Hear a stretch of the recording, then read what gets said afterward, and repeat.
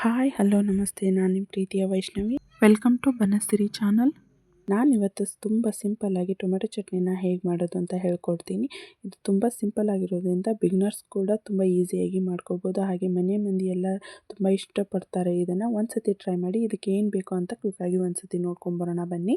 ಮೊದಲಿಗೆ ಒಂದು 6 ಟೊಮೆಟೊನ ತೊಳೆದು ಇಟ್ಕೊಂಡಿದ್ದೀನಿ. ಒಂದು 3 ಖಾರದ ಮೆಣಸಿನ್ಕಾಯಿನ ತೊಳೆದು ಇಟ್ಕೊಂಡಿದ್ದೀನಿ. ಹಾಗೆ ಕರಿಬೇವು, ಕೊತ್ತಂಬರಿ, ಒಂದು 3-4 ಬೆಳ್ಳುಳ್ಳಿನ ಸಿಪ್ಪೆ ಸುಲಿದು ಇಟ್ಕೊಂಡಿದ್ದೀನಿ. ಒಂದು ಸ್ವಲ್ಪ ಜೀರಿಗೆ, ಸಾಸಿವೆ, ರುಚಿಗೆ ತಕ್ಕಷ್ಟು ಉಪ್ಪು, ಅರಿಶಿನ, ಹಾಗೆ ಒಂದು 100 ಗ್ರಾಮ್ ಆಗುವಷ್ಟು ಬೆಲ್ಲ ಬೇಕು. ಬೆಲ್ಲ ಜಾಸ್ತಿನೇ ಇರಲಿ.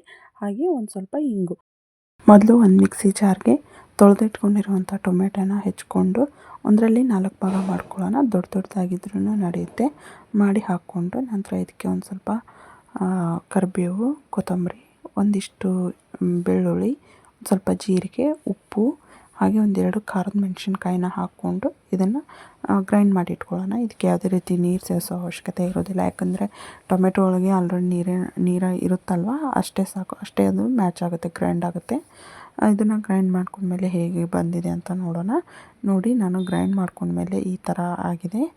ಇದು ಪೂರ್ತಿ ಭಾಳ ಜಿಣ್ಣಾಗಿ ಆಗೋ ಅವಶ್ಯಕತೆ ಏನಿಲ್ಲ ರೀ. ತರತರಿಯಾಗಿದ್ರೂ ನಡೆಯುತ್ತೆ. ಹೀಗೂ ಚಟ್ನಿ ಚೆನ್ನಾಗಾಗುತ್ತೆ. ಅದನ್ನು ನೀರು ಹಾಕಿ ಪೂರ್ತಿ ಫೈನ್ ಪೇಸ್ಟ್ ಮಾಡ್ಕೊಳೋ ಅವಶ್ಯಕತೆ ಏನಿಲ್ಲ. ಈಗ ಗ್ಯಾಸ್ ಹಚ್ಕೋಣ. ಗ್ಯಾಸ್ ಹಚ್ಕೊಂಡ್ಮೇಲೆ ಒಂದು ಬಾಣಲಿನ ಇಟ್ಕೊಳ್ಳೋಣ. ನಾನು ಇಲ್ಲಿ ಕಬ್ಬಿಣ ಬಾಣಲಿನ ಯೂಸ್ ಮಾಡ್ತಾಯಿದ್ದೀನಿ ರೀ.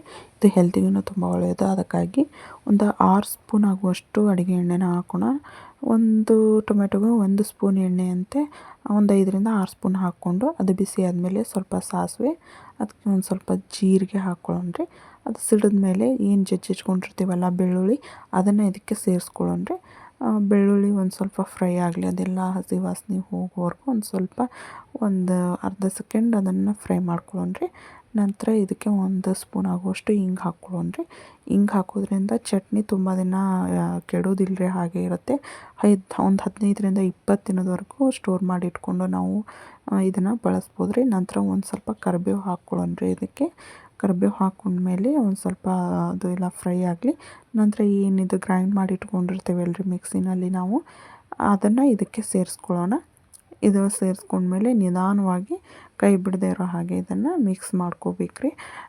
ಫ್ಲೇಮನ್ನು ಮೀಡಿಯಮ್ ಅಥವಾ ಲೋನಲ್ಲಿ ಇಟ್ಕೊಂಡ್ರೆ ನಡೆಯುತ್ತೆ. ಆದರೆ ಹೈ ಫ್ಲೇಮಲ್ಲಿ ಇಟ್ಕೊಳ್ಬೇಡ. ಯಾಕೆಂದರೆ ನಿಧಾನವಾಗಿ ಅದು ಫ್ರೈ ಆದ ಹಾಗೆ ಅದು ರುಚಿ ಚೆನ್ನಾಗಿ ಬರುತ್ತೆ ರೀ. ಹಾಗೆ ಸೀದು ಹೋಗಬಾರ್ದು, ತಳ ಹಿಡಿಬಾರ್ದು. ಹಾಗೆ ಅದನ್ನು ಚೆನ್ನಾಗಿ ಮಿಕ್ಸ್ ಮಾಡ್ಕೊಳ್ಳೋಣ ರೀ. ಇದನ್ನು ಮಿಕ್ಸ್ ಮಾಡ್ಕೊಂಡ್ಮೇಲೆ ಫಸ್ಟಿಗೆ ಇದಕ್ಕೆ ಒಂದು 2 ಸ್ಪೂನ್ ಆಗುವಷ್ಟು ಉಪ್ಪನ್ನು ಹಾಕ್ಕೊಳ್ಳೋಣ ರೀ. ಉಪ್ಪನ್ನು ಕಡಿಮೆನೇ ಹಾಕ್ಕೊಳ್ರಿ, ಆಮೇಲೆ ಬೇಕಂದರೆ ಮತ್ತೆ ಸೇರಿಸ್ಕೊಳಕ್ಕಾಗುತ್ತೆ. ಆಮೇಲೆ ನೋಡಿ ರುಚಿಗೆ ತಕ್ಕಷ್ಟು ಹಾಕ್ಕೊಳ್ಳೋಣಂತ. ನಂತರ ಇದಕ್ಕೆ 1 ಸ್ಪೂನ್ ಆಗುವಷ್ಟು ಅರಿಶಿನ ಹಾಕ್ಕೊಳ್ಳೋಣ ರೀ. ಅರಿಶಿನ ಸ್ವಲ್ಪ ಹಾಕ್ಕೊಂಡ್ರೂ ನಡೆಯುತ್ತೆ. ನಂತರ ಇದನ್ನು ಒಂದು ಸ್ವಲ್ಪ ಮಿಕ್ಸ್ ಮಾಡ್ಕೊಳ್ಳೋಣ ರೀ. ಮಿಕ್ಸ್ ಮಾಡ್ಕೊಂಡ್ಮೇಲೆ ಅದನ್ನು ಆಗಾಗ ಮಿಕ್ಸ್ ಮಾಡ್ಕೊತಿರ್ಬೇಕು ರೀ. ಒಟ್ಟಕ್ಕೆ ಅದು ತಳ ಹಿಡಿಯೋದಂಗೆ ನೋಡ್ಕೊತ ಅದನ್ನು ಮಿಕ್ಸ್ ಮಾಡ್ಕೊತ ಹೋಗ್ಬೇಕು ರೀ. ಬ್ಯಾಚುಲರ್ಸು, ರೂಮಲ್ಲಿರೋರು, ಹಾಗೆ ಓನಾಗಿ ತಾವೇ ಕುಕ್ ಮಾಡ್ಕೊಳೋ ಅಂಥವ್ರು ಕೂಡ ಇದನ್ನು ಮನೆಯಲ್ಲೇ ಮಾಡಿಸ್ಕೊಂಡು ಹೋಗಿ ಸ್ಟೋರ್ ಮಾಡಿ ಇಟ್ಕೊಂಡು ಊಟ ಮಾಡ್ಬೋದು ರೀ. ಇದನ್ನು ಅನ್ನದ ಜೊತೆ, ಚಪಾತಿ ಜೊತೆ. ನಂತರ ಇದಕ್ಕೆ 1 ಸ್ಪೂನ್ ಆಗುವಷ್ಟು ಖಾರನ ಹಾಕ್ಕೊಳ್ಳೋಣ ರೀ. ಖಾರ ಆದಮೇಲೆ ನಾನು 100 ಗ್ರಾಮ್ ಅಷ್ಟು ಬೆಲ್ಲ ಸೇರಿಸಿದ್ದೀನಿ ರೀ. ಆದರೆ ನಾನು ಕೈಯಿಂದ ಹಾಕ್ತಾಯಿದ್ದೀನಿ. ನಾನು ಕರೆ ಬೆಲ್ಲನ ಇದ್ರೊಳಗೆ ಯೂಸ್ ಮಾಡೀನಿ ರೀ. ಕರೆ ಬೆಲ್ಲ ಅದಕ್ಕೇನು ಕೆಂಪು ಬೆಲ್ಲ ಇರುತ್ತಲ್ಲ ರೀ, ಅದಕ್ಕಿಂತ ಒಂದು ಸ್ವಲ್ಪ ಜಾಸ್ತಿ ಸಿಹಿ ಇರುತ್ತೆ. 100 ಗ್ರಾಮ್ ಆಗುವಷ್ಟು ಹಾಕ್ಕೊಂಡಿದ್ದೀನಿ ರೀ. ಇವಾಗ ಅಷ್ಟು ಹಾಕ್ಕೊಂಡಿಲ್ಲ, ಒಂದು 50 ಗ್ರಾಮ್ ಆಗುವಷ್ಟು ಹಾಕ್ಕೊಂಡೀನಿ ರೀ. ನಂತರ ನೋಡಿ ಮತ್ತೆ ಸೇರಿಸ್ಕೊಂಡ್ರೆ ಆಯಿತು ಅಂತ ಹೇಳಿ ಇದನ್ನು ಕೈ ಬಿಡದಿರೋ ಹಾಗೆ ಮಿಕ್ಸ್ ಮಾಡ್ಕೊಳ್ಳೋಣ ರೀ. ಇದು ಹೇಗೆ ಕುದಿತೈತೆ ನೋಡಿರಿ, ಹಿಂಗೆ ಮೇಲೆ ಎಣ್ಣೆ ಬಿಡ್ತೈತೆ ರೀ.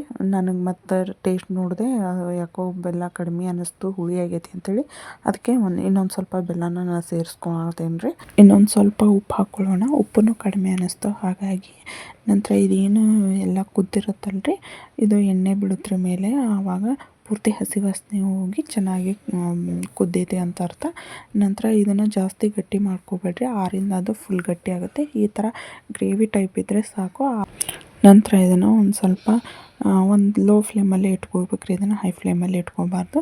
ಇದಕ್ಕೆ ಒಂದು ಸ್ವಲ್ಪ ಕೊತ್ತಂಬರಿ ಸೊಪ್ಪನ್ನ ಕಟ್ ಮಾಡಿ ಸೇರಿಸಿದ್ರೆ ಆಯಿತು. ಇವಾಗ ಚಟ್ನಿ ರೆಡಿ ಆಯಿತು. ಇದನ್ನು ಆರಕ್ಕೆ ಬಿಡೋಣ. ಇದು ಪೂರ್ತಿಯಾಗಿ ತಣ್ಣಗಾಗಬೇಕ್ರಿ. ಆನಂತರ ಒಂದು ಗ್ಲಾಸ್ ಜಾರ್ ಅಥವಾ ಬಾಟಲಿಗೆ ಸ್ಟೋರ್ ಮಾಡಿ ಇಟ್ಕೊಂಡು ಕೂಡ ನಾವು ಯೂಸ್ ಮಾಡ್ಕೋಬೋದು. ಸರ್ವ್ ಮಾಡಿ ತೋರಿಸ್ತಾ ಇದ್ದೀನಿ. ನೋಡಿ ಎಷ್ಟು ಚೆನ್ನಾಗಿ ಬಂದಿದೆ. ಯಾವುದೇ ರೀತಿಯ ಕಲರು ಹಾಗೆ ಫುಡ್ ಕಲರು ಏನೂ ಆ್ಯಡ್ ಮಾಡಿಲ್ಲ ರೀ. ನಾನು ನಿಮ್ಮ ಮುಂದೆನೇ ಮಾಡಿ ತೋರಿಸಿದ್ದೀನಿ. ಇದು ಅನ್ನಕ್ಕೆ, ಬಿಸಿ ಅನ್ನಕ್ಕೆ ಹಾಗೆ ಚಪಾತಿಗೆ, ಮಕ್ಕಳು ಊಟ ಮಾಡ್ತಿಲ್ಲ ಹಠ ಮಾಡ್ತಿದ್ದಾರೆ ಅನ್ನೋರಿಗೆ ಹೊಸದಾಗಿ ಇದನ್ನು ಇಂಟ್ರೊಡ್ಯೂಸ್ ಮಾಡಿ ಇಷ್ಟಪಡ್ತಾರೆ. ನೋಡಿರಿ, ನಾನು ಈ ಥರ ಗ್ಲಾಸಿನ ಜಾರ್ನಲ್ಲಿ ಸ್ಟೋರ್ ಮಾಡಿ ಇಟ್ಕೊಂಡಿದ್ದೀನಿ. ಇದನ್ನು 15 ದಿನವರೆಗೂ ಇಟ್ಕೊಂಡು ತಿನ್ಬೋದು. ಇವಾಗ ನಾನು ಬಿಸಿ ಬಿಸಿ ಅನ್ನಕ್ಕೆ ಒಂದು ಸ್ವಲ್ಪ ತುಪ್ಪ ಹಾಗೆ ಮಾಡಿದ್ನಲ್ಲ ಈ ಚಟ್ನಿನ ಹಾಕಿ ನನ್ನ ಮಗನಿಗೆ ಊಟ ಮಾಡಿಸ್ತಿದ್ದೀನಿ. ನನ್ನ ಮಗನೂ ಕೂಡ ಊಟನೇ ಮಾಡಲ್ಲ. ಹಾಗಾಗಿ ಈ ಥರ ಹೊಸ ಹೊಸ ರುಚಿನ ಅವನಿಗೆ ಇಂಟ್ರೊಡ್ಯೂಸ್ ಮಾಡ್ತಿದ್ದೀನಿ ರೀ. ಇದ್ರ ಜೊತೆ ಶೇಂಗಾ ಕಾಳು ಇರ್ತಾವಲ್ಲ ರೀ, ಅದನ್ನು ಕರ್ದು ಕಾಳು ಮಾಡಿ ಕೂಡ ಇದರ ಜೊತೆ ಕಾಂಬಿನೇಷನ್ ಆಗಿ ತಿನ್ಬೋದು.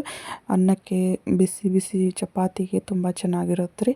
ವಯಸ್ಸಾದವರಿಗೆ, ಬಾಯಿ ರುಚಿ ಬರ್ತಿಲ್ಲ, ಹುಷಾರಿಲ್ಲ ಅನ್ನೋರಿಗೆ ಇದನ್ನು ಒಂದ್ಸತಿ ಮಾಡಿ ತಿನ್ನಿಸ್ರಿ. ನಾನು ಮಾಡುವಂಥ ರೆಸಿಪೀಸ್ ನಿಮಗೆ ಇಷ್ಟ ಆದರೆ ಪ್ಲೀಸ್ ನನ್ನ ಚಾನಲ್ನ ಸಬ್ಸ್ಕ್ರೈಬ್ ಮಾಡಿ. ಇನ್ನೂ ಹೆಚ್ಚಿನ ವಿಡಿಯೋಗಾಗಿ ನನ್ನ ಚಾನಲ್ನ ಸಪೋರ್ಟ್ ಮಾಡಿ. ಸಿಗೋಣ ನೆಕ್ಸ್ಟ್ ವಿಡಿಯೋದಲ್ಲಿ. And thank you for watching.